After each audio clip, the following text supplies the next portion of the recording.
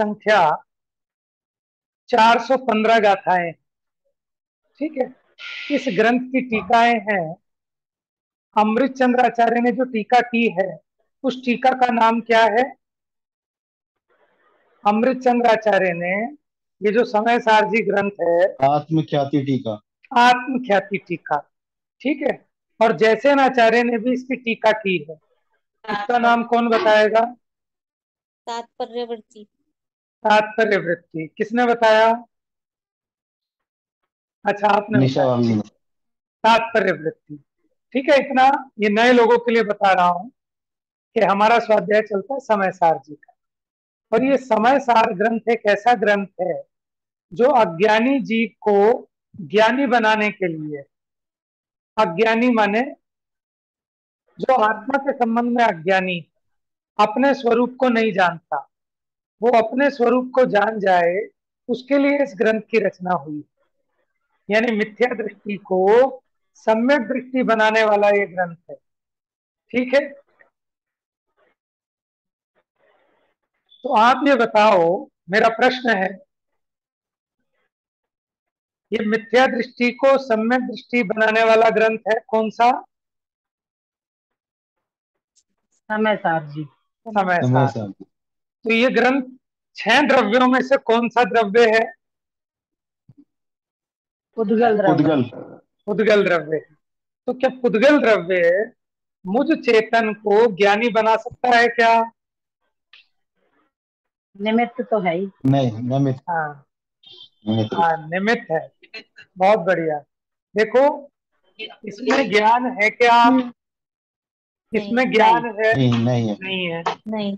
तो इसमें से अपना ज्ञान तो नहीं आएगा। ज्ञान तो अपने में से ही आएगा, लेकिन अपनी योग्यता ऐसी है कि जब हम इसका पठन पाठन करेंगे, ठीक है ना, तब उस संबंधी अपने को ज्ञान प्रकट होता है। तो इसको कहते हैं निमित्त है। इसको क्या कहते हैं? निमित्त। निमित्त। किसी कोई भी कार्य अगर होता है तो उसमें 2 प्रकार के कारण होते हैं। 2 प्रकार के कारण कौन कौन से हैं? निमित्त और उपादान। निमित्त और उपादान। और उपादान। ठीक है, उपादान किसे कहते हैं? वस्तु की अपनी स्वयं की शक्ति को उपादान कहते हैं। और जो स्वयं कार्य रूप तो नहीं परिणमित हो, लेकिन कार्य के होने में अनुकूल हो। क्या हो? अनुकूल। अनुकूल हो। उसको कहते हैं निमित्त। जैसे घड़ा बना, ठीक है ना, घड़ा बना, तो उस घड़े के बनने में कारण कौन है? मिट्टी है कि कुम्हार है? मिट्टी। नहीं, दोनों है। आपको पूछना चाहिए था। निमित्त कारण। निमित्त कारण समझ में आया कुम्हार ना? है। तो मिट्टी उपादान कारण है। मिट्टी कैसी कारण है? उपादान उपादान कारण। कारण। क्योंकि मिट्टी स्वयं घड़े रूप परिणमित होती है, लेकिन कुम्हार घड़े रूप परिणमित नहीं होता। ठीक है, तो लेकिन कुम्हार के बिना घड़ा बन सकता है क्या? नहीं। नहीं बनता। ठीक है, कुम्हार की सन्निधि में ही घड़ा बनता है, लेकिन कुम्हार से घड़ा नहीं बनता, मिट्टी से घड़ा बनता है। तो उपादान कारण कौन? मिट्टी। और निमित्त कारण कुम्हार। अच्छा देखो, जब वो कुम्हार सो रहा है, जिस समय खाना खा रहा है, क्या उस समय भी वो निमित्त कारण है घड़ा बनने में? नहीं। नहीं। नहीं ना, क्योंकि अगर कुम्हार निमित्त कारण हो तो हमेशा घड़े बनते रहने चाहिए, जब वो सो रहा है तब भी। क्योंकि कारण के होने पर कार्य की उत्पत्ति होनी चाहिए। कुम्हार तो है, जिस समय सो रहा है उस समय भी है, खाना खा रहा है उस समय भी है। तो इसलिए वास्तव में कुम्हार निमित्त कारण नहीं है। घड़े को बनाने की इच्छा रूप, घड़े को बनाने की इच्छा रूप, ऐसा उसका उपयोग और उसके हाथ आदि के व्यापार की जो क्रिया है, ऐसा योग। तो कुम्हार का योग और उपयोग वो निमित्त कारण है। बात समझ में आई? विषय थोड़ा सा गंभीर है क्योंकि कुछ नए लोग भी हैं, पुराने लोगों ने तो खूब इस चर्चा को सुना है। ठीक है, तो कारण दो तरह के, निमित्त कारण और उपादान कारण। अब ये बताओ यथार्थ कारण कौन सा है दोनों में से, निमित्त या उपादान? उपादान। उपादान। उपादान। तो परमार्थ कारण उपादान कारण होता है, ठीक है। और निमित्त कारण वो यथार्थ कारण तो नहीं है, लेकिन निमित्त कारण उसका नियामक नहीं है, वो परद्रव्य है। ठीक है ना, तो निमित्तों को जुटाना वो अपने हाथ में नहीं। जैसे अज्ञानी को ज्ञानी होना है तो कारण चाहिए। अब दो कारण है, एक निमित्त कारण और एक उपादान कारण। उपादान कारण किसमें है? मुझमें स्वयं है। यानी मैं स्वयं अज्ञान से ज्ञान रूप परिणमित हूं, ये तो उपादान शक्ति मुझमें है। और कब है? सदा है। ठीक है। और निमित्त कारण कौन? के गुरुजी समझाए, बढ़िया किताब मिल जाए, ठीक है ना, ये सब निमित्त कारण है। तो निमित्त कारण तो अपने हाथ में नहीं, ठीक है ना, लेकिन उपादान कारण अपने हाथ में। और देखो ज्ञान कैसे होता है, कर्म की तरफ से देखें तो कर्म निमित्त है कि उपादान है? ज्ञान के होने में ज्ञानावरणी कर्म का क्षयोक्षम निमित्त कारण है। क्या है? क्योंकि वो भी परद्रव्य है, वो भी परद्रव्य है। तो ज्ञान के होने में एक तो ज्ञानावरणी का क्षयोक्षम, दूसरा दर्शनावरणी का क्षयोक्षम, और तीसरा अंतराय कर्म का क्षयोक्षम। समझ में आया? और वो क्षयोक्षम कैसे होता है? बहुत ज्यादा पढ़ेंगे तो ज्ञानावरणी का क्षयोक्षम होगा। पीछे से बैकग्राउंड साउंड आ रहा है शायद सचिन भैया के यहाँ से।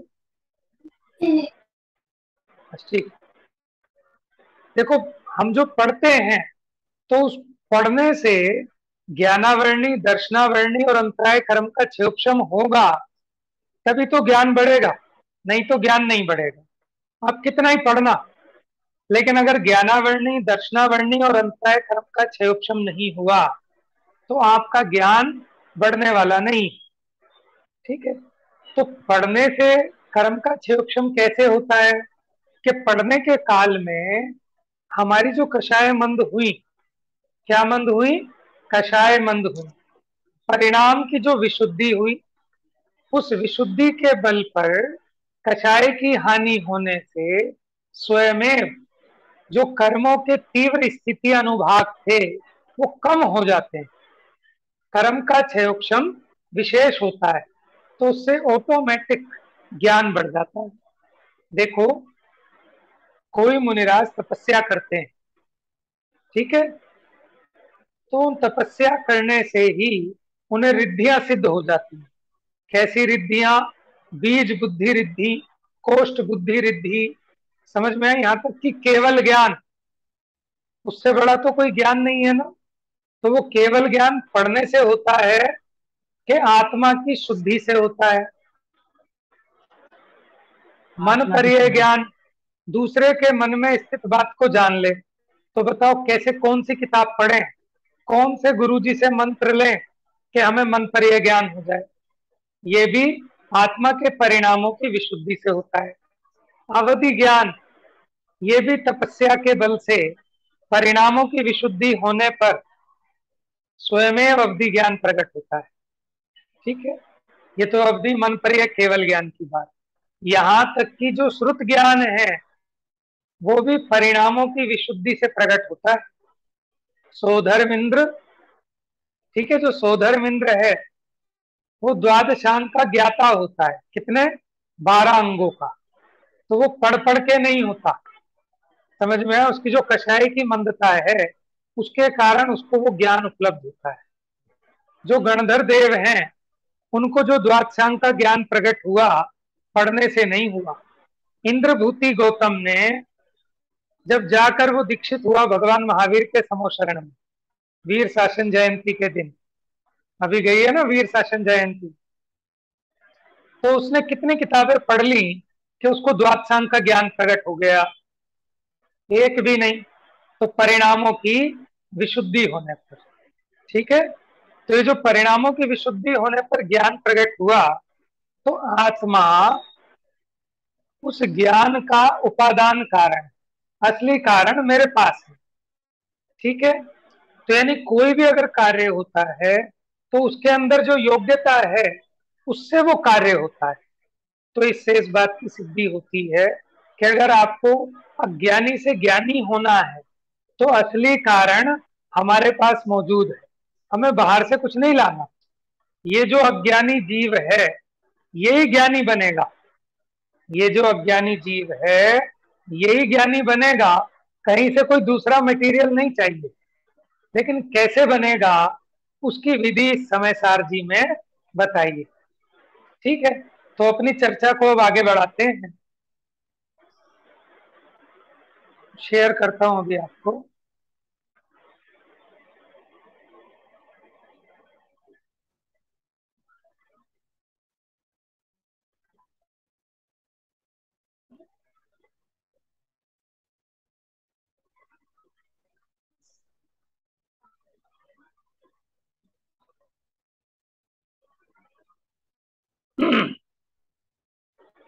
तो लास्ट हम यहाँ ये पहुंच चुके थे, निर्णय किया था हमने।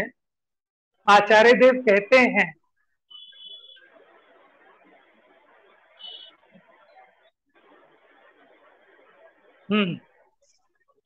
क्या कहते हैं आचार्य देव?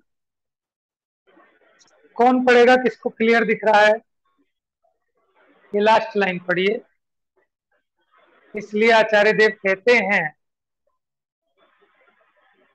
पढ़िए, बोलिए जरा जोर से। कि हम राग द्वेष की उत्पत्ति में अन्य द्रव्य पर क्यों कोप करें। कोप माने क्या होता है? क्रोध। गुस्सा होना, है ना। हम अन्य बात बात पर हम अन्य द्रव्यों पर कुपित हो जाते हैं ना। कभी किसी से नाराज हो गए, कभी किसी से नाराज हो गए। आज मुझ पे भी कई लोग कुपित हो गए होंगे कि कोई टाइम देखो, कोई टाइम वाइम का कुछ पता आता नहीं है, 15 मिनट लेट कर दिया, हम बैठे हैं कब से। तो यहाँ कह रहे हैं कि अन्य द्रव्यों पर कोप क्यों करें? क्यों? क्यों कि जो आपको राग द्वेष हो रहे हैं, जो आप सुखी दुखी हो रहे हैं, उसमें कोई अन्य द्रव्य कारण नहीं है, अपनी मान्यता से हो रहे हैं। उन्हीं प्रसंगों में अज्ञानी दुखी होता है और ज्ञानी कैसा रहते हैं? मस्त रहते हैं। कोई भी प्रसंग, संभाव है। हाँ, समता भाव में रहते हैं। और समता भाव है वही आनंद रूप है? समता भाव ही आनंद रूप है। आगे पढ़ो भैया। राग द्वेष का उत्पन्न होना तो अपना ही अपराध है। हाँ, ये बड़ी इंपॉर्टेंट बात है। ये जीव को लगता नहीं है कि जो राग द्वेष हो रहे हैं ये मेरा ही अपराध है। और सच में अगर हमें हमारी गलती दिख जाए ना, तो जो हम अपने ज्यादा चौड़े होते हैं, हर चीज में लड़ने मरने को आते हैं, हर किसी पे गुस्सा करते हैं, तो हम शांत हो जाएं। कब? कि जब हमें अपना अपराध दिखे तब। अभी क्या होता है, हमें हमारा अपराध नहीं दिखता, हमें दूसरे का अपराध दिखता है। समझ में आया? हमें जब तक दूसरे का अपराध दिखेगा तब तक अपनी कषाय मिटने वाली नहीं है। और जब हमें समझ में आ जाएगा कि अपराध किसी का नहीं है, अपराध मेरा ही है, कि अगर मैं सम्यक दृष्टि होता, आपने एक भजन सुना है ना, कौन सा? हाँ, कि तोता तोता तू क्यों रोता, जो समकित होता तो तू क्यों रोता। ऐसे ही अज्ञानी निरंतर रो रहा है, क्यों? क्योंकि इसको सम्यक दर्शन नहीं है। और अगर ये भी सम्यक दृष्टि हो जाए तो इसके सारे दुख मिट जाए। सम्यक दर्शन एक ऐसी अपूर्व निधि है। क्या है अपूर्व निधि? माने ऐसा नहीं है कि कोई अलग से रतन है, कि सम्यक दर्शन अपनी आत्मा की ये ऐसी अवस्था है कि जब ये आत्मा ज्ञानी हो जाता है, और ज्ञानी होने पर इसका सारा का सारा जो अज्ञानता से होने वाला खेद है वो दूर हो जाता है। और ये तो हमने एक दिन पढ़ा था, जगत के समस्त प्राणी किस लिए दुखी हैं? सिर्फ और सिर्फ सबके दुख का एक कारण है, क्या? अज्ञानता। अज्ञानता है। सबके दुख का कोई दूसरा कारण नहीं। अब मैं पूछूंगा, बताएंगे आप। देखो, एक गरीब आदमी जिसे 4 दिन से खाना नहीं मिला, ठीक है, वो बेचारा बहुत दुखी है। तो वो दुखी क्यों है? क्यों दुखी है? मामी जी बताएंगे, हमारी मामी जी हैं। क्योंकि वह भूखा है। क्योंकि वह भूखा है। बहुत बढ़िया। हमारी भूखा। सासू माँ भी जुड़ी हुई हैं, वो बताएंगी। मम्मी जी अनम्यूट करके जवाब दें। है नहीं लगता है। मम्मी बताएंगी। मम्मी, जो 4 दिन से भूखा है, जिसे खाना नहीं मिला, माइक ऑन करके अनम्यूट। आवाज नहीं आ रही, अनम्यूट करो पहले।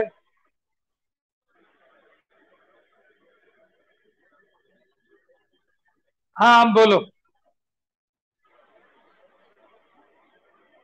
आवाज नहीं आ रही।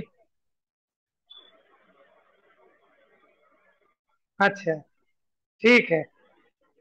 हाँ पूनम बताओ।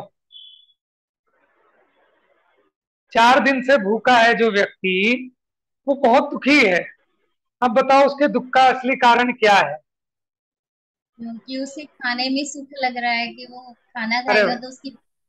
बहुत बढ़िया, बहुत बढ़िया। पापा जी, 4 दिन से जो व्यक्ति भूखा है वो बहुत दुखी है, उसके दुख का कारण क्या है?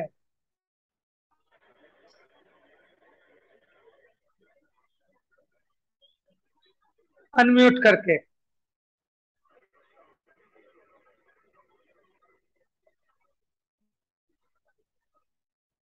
बहुत बढ़िया उत्तर दिया पूनम ने।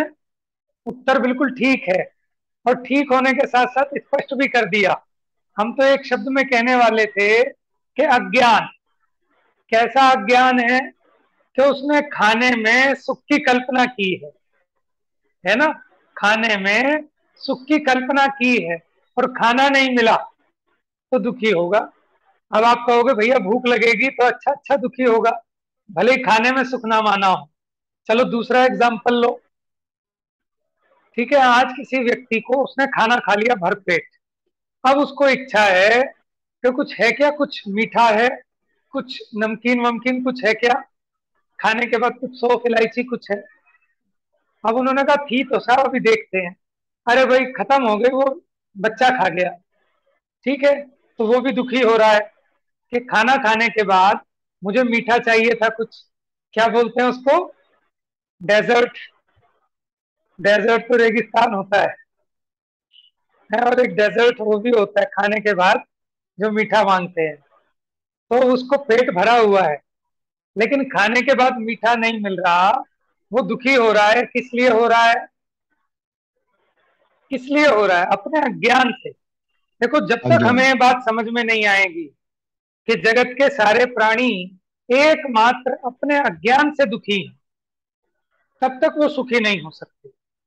हाँ, जब समझ में आ गया कि मैं मेरी अज्ञानता से दुखी हूं, मैं मेरी कषाय से दुखी हूं, मैं मेरी मिथ्यात्व से दुखी हूं, तब ये जीव अपने मिथ्यात्व, अज्ञान, कषाय को मिटने का उपाय करे। नहीं तो अभी क्या कहता है, चलो भाई स्कूटी निकालो, मैं देख के आता हूँ मार्केट में कोई दुकान खुली हो तो मिठाई लेके आऊंगा। अब मार्केट में गया, भैया ये तो 8 बज गए, दुकानें सारी बंद हो गई, अभी भी उसका दुख नहीं मिटा।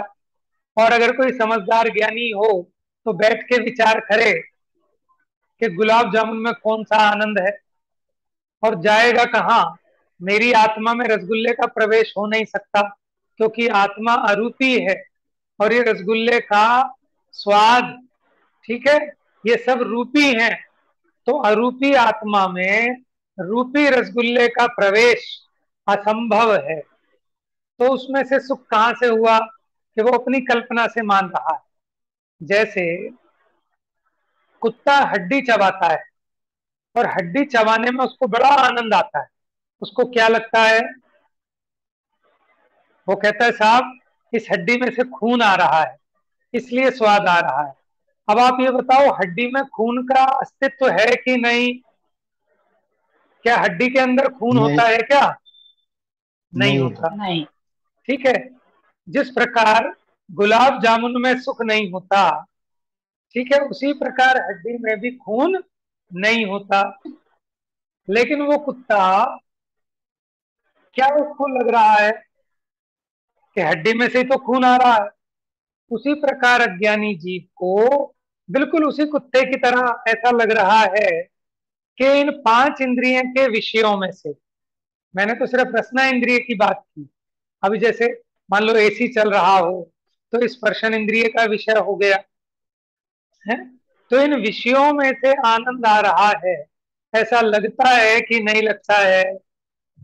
देखो उस कुत्ते से लगता ईमानदारी है। से पूछो कि भाई सच सच बता, ईमानदारी से बता कि ईमानदारी से क्या बताऊं, सच में आ रहा है? उसको कितना ही समझाओ, कह रहे तू पागल है, हड्डी में से खून नहीं आ रहा। कहते तुम पागल हो, मुझे तो मजा आ रहा है ना। तो ऐसे ही अज्ञानी प्राणी उसे आचार्य देव समझाते हैं कि हे अंधबुद्धि प्राणियों, ये तुम्हारा मोह है, ये तुम्हारा भ्रम है। क्या? के विषयों में से आनंद आ रहा है। जैसे वो कुत्ता जब हड्डी चबाता है तो उसके अपने मसूड़े फट जाते हैं और अपने मसूड़ों में से खून आता है और उसमें कल्पना से आनंद मानता है। उसी प्रकार ये जो इंद्रिय के भोगों में से आने वाला आनंद है, ये इंद्रिय के भोगों में से नहीं आ रहा, अपने ही माने वो इंद्रिय संबंधी हमने जो उसमें सुख की कल्पना की है, ऐसे अपने उस राग से, ठीक है, अपने उस राग से आनंद मान रहा है, जो कि भ्रम है। प्रवचन सार में तो एक गाथा है कि जो इंद्रिय सुख है ना, वो भी इंद्रियों में से नहीं आता, वो भी अतीन्द्रिय आत्मा में से आता है। जो मैंने सुख की कल्पना हुई ना, वो इंद्रियों ने थोड़ी ही की है, वो तो आत्मा ने की है। यानी रसगुल्ले खाने पे जो आपको स्वाद आया, वो स्वाद भी गुलाब जामुन में से नहीं आया। कहां से आया? अपने में से ही आया है। ठीक है, भले ही वो भ्रम जनित है। ठीक है। तो इस प्रकार वस्तु की इस स्थिति को समझ लेने पर अज्ञान का नाश होता है। अज्ञान का नाश होने पर दुख का नाश होता है। एक मुनिराज जिन्हें 4 दिन तक आहार नहीं हुआ, ठीक है, वो तो दुखी नहीं होते। समझ में आया? उनके पास वस्त्र नहीं है, खाने को नहीं है, कोई बर्तन नहीं है, कोई रिश्तेदार नहीं है, कोई पूछने वाला नहीं, लेकिन मुनिराज तो सुखी है। और अज्ञानी प्राणी जिसके पास सब कुछ है, ठीक है, बीवी है, बच्चे हैं, पूछने वाले हैं, आज्ञाकारी नौकर चाकर हैं, खाना पीना है, पैसा है, फिर भी उससे आराम से पूछ लेना कि भैया सुखी हो कि कोई दुख है, तो आराम से बैठोगे, ठीक है ना, 2-4 घंटे उसके साथ, तो आपको समझ में आ जाएगा भैया हाथ जुड़वाए, हमें नहीं बनना बड़ा आदमी। ये जितने बड़े आदमी हैं, ये उतने ज्यादा बड़े दुखी हैं। क्यों? कि पैसा ज्यादा होने से दुख का संबंध नहीं है। जितना ज्यादा पैसा बढ़ता है, उतनी ज्यादा उसकी इच्छाएं बढ़ती जाती हैं, तो इच्छा बढ़ने से ज्यादा दुखी होता है। अब अपने को विचार करना कि वास्तव में ऐसा लगता है कि नहीं लगता। अपना बच्चा है ना, खिलौने मांगता है, ठीक है, हम उसको मना कर देते हैं, तो हमारे साथ जो दूसरा रिश्तेदार है, वो कहता है भैया 5 रुपए की चीज के पीछे क्यों बच्चे को दुखी कर रहे हो, दिला दो 5 रुपए का खिलौना। तो हम कहते हैं भैया वो खिलौने की वजह से दुखी होता तो हम खिलौना दिला देंगे, लेकिन सुख की गारंटी तुम ले लो कि वो सुखी हो जाए, तो हम 5 नहीं 5 लाख का भी खिलौना दिला देंगे। लेकिन हमें पता है कि खिलौने से दुखी नहीं है, वो अपनी इच्छा से दुखी है, और जब तक उसकी इच्छा नहीं मिटेगी तब तक वो सुखी होने वाला नहीं। ₹5 का खिलौना दिलाते हैं, फिर वो ₹50 के खिलौने पे हाथ रखता है कि पापा ये लूंगा। ₹50 का दिला दो तो ₹500 वाले पर रखता है। समझ में सुखी हुआ क्या है? तो इससे सुखी होना हो ही नहीं सकता। इसलिए समझदार आदमी जो दुख का मूल है अज्ञान, उस पर प्रहार करता है। ठीक है, तो ये जो मोह राग द्वेष है ये आत्मा के दोष हैं। क्या है? दोष। कल हमने चर्चा की थी, एक तो अज्ञान और एक राग द्वेष। एक अज्ञानी को होने वाला राग द्वेष और एक अज्ञान मिटने के बाद भी राग द्वेष रहता है। तो देखो, राग द्वेष वो दोष है, ठीक है, और जो अज्ञान है माने मिथ्यात्व है वो दोष मूल है, दोषों की जड़ है। ठीक है, जब तक जड़ नहीं मिटेगी तब तक दोष मिटने वाले नहीं। माने एक व्यक्ति को काम दिया गया कि ये जो हरा भरा वृक्ष है, ठीक है, ये जो हरा भरा वृक्ष है इसको इसका नाश करना है। क्या करना है? नाश करना। नाश। अब वो क्या करे?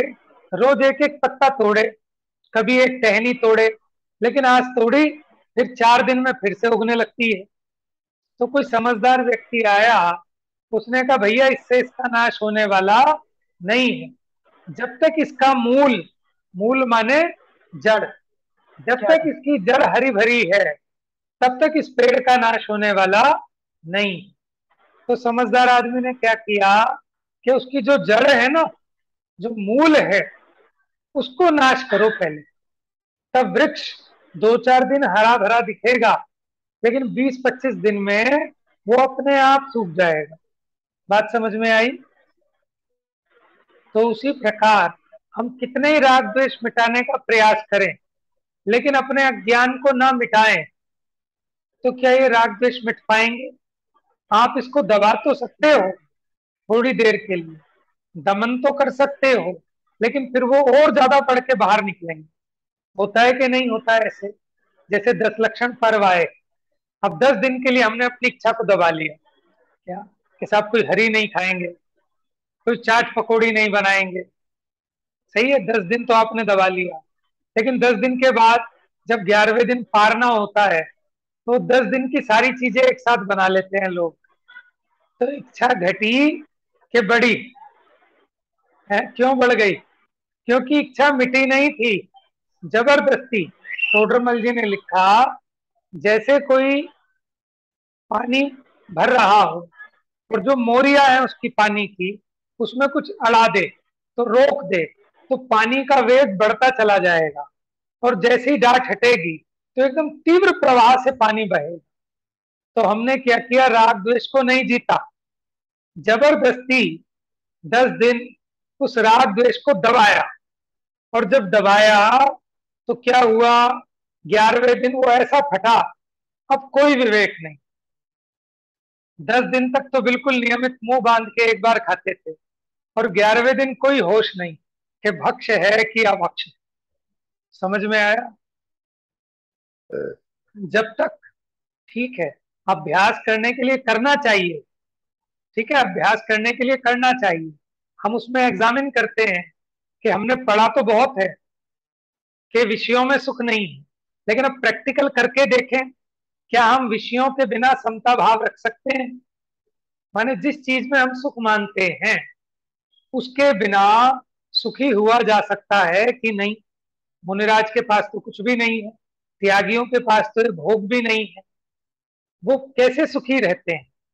तो हमें कभी कभी प्रैक्टिस करनी चाहिए और उससे बार बार ये निर्णय निकालना चाहिए कि पहले अज्ञान को मिटो, है ना? अज्ञान मिटेगा तो वो आनंददायी होंगी वही क्रियाएं, त्याग की क्रियाएं। आप देखो, कोई व्यक्ति भावावेश में आके सब चीजों का त्याग कर दे, यहां तक कि मुनि दीक्षा धारण हो जाए, तो क्या होगा? कितने दिन चलेगी उसकी मुनि दीक्षा? या तो मुनि होने के बाद वो फिर अभ्यास करे, भेद विज्ञान करे तो ज्ञानी बन जाए, क्योंकि मौका है, अवसर है। लेकिन भेद ज्ञान ना करे, तत्व अभ्यास ना करे, शास्त्राभ्यास ना करे, और ये माने कि मैं तो मुनि हूं, मेरा तो मोक्ष हो ही जाना है, ठीक है। और सत्संग ना करे तो क्या होगा उसका, कि न्यूज़पेपर में आर्टिकल आ जाएगा। फिर होता है कि नहीं होता है ऐसा, कि जैसा गृहस्थी में जो चर्या चल रही थी उससे भी ज्यादा बेकार हो जाएगा। बात समझ में आई ना? इसलिए अपनी शक्ति प्रमाण करना चाहिए। ठीक है, टेस्टिंग करनी चाहिए, टेस्टिंग करनी चाहिए अपने परिणामों की। तो टोडरमल जी कहते हैं, प्रतिज्ञा भले ही छोटी ले लेकिन काम ऊंचा करे तो प्रशंसा के लायक है, लेकिन प्रतिज्ञा ऊंची ले ले और काम छोटा करे तो निंदनीय ही होगा।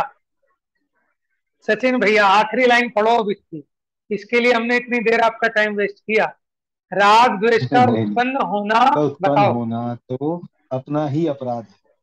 ये बात दिखने में छोटी सी है, लेकिन 10-20 दिन चाहिए इस बात को अच्छे से यहाँ भाव भासना करने के लिए, कि जो राग द्वेष का उत्पन्न होना ये अपना अपराध है।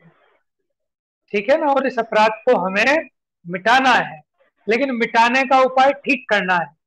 वो नहीं करना कि रोज एक एक पत्ता तोड़ें।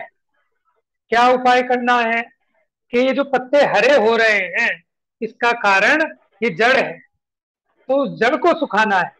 तो जो उल्टी मान्यता है, जो 5 इंद्रिय के विषयों में सुख की कल्पना है, एक द्रव्य दूसरे द्रव्य का कुछ भला बुरा कर सकता है, ठीक है, ये सारी जो मिथ्या मान्यताएं हैं, हमें ये जड़ पर प्रहार करना है। और जब ये मिथ्या मान्यता अपनी टूट जाएगी तो राग द्वेष उत्पन्न ही नहीं होंगे। ठीक है, कितना टाइम बचा है अभी अपने पास? टाइम तो हो गया भैया लगभग पूरा। टाइम हो गया, अब जिनवाणी स्तुति करते हैं। आपका कोई हम्म, प्रश्न है तो आप पूछ सकते हैं, नहीं तो व्हाट्सएप पे डाल देंगे तो कल बता देंगे समाधान। अगर आप टाइप करने में भैया दिक्कत हो। 1 घंटे का क्यों नहीं करते आप? 1 घंटे का इसलिए नहीं करते क्योंकि 8:15 से सभा चलती है अपनी उस्मानपुर, सॉरी, भीम गली में स्वाध्याय चलता है ना। तो आप में से किसी लोगों ने अटेंड करना हो तो वो नुकसान भी ना हो। ठीक है, धीरे धीरे फिर 7:30 से करेंगे, थोड़ा टाइम जल्दी ऑफिस से लेट हो जाता हूँ, तो व्यवस्था बनेगी तो उसको 7:15 पे ले आएंगे फिर। ठीक है, जा वाणी के ज्ञान से सूझे लोकालो, तो वाणी मस्तक नमो मस्तक नमो सदा देत सदा हूँ धो। देत हूँ धो। नो बार नमो करना।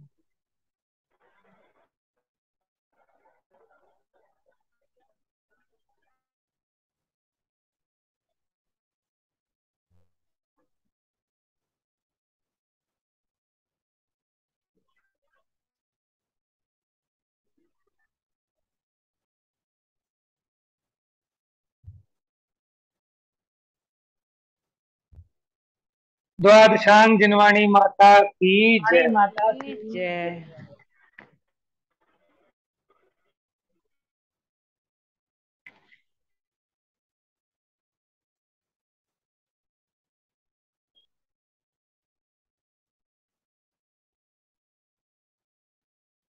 मीटिंग एंड कर दो।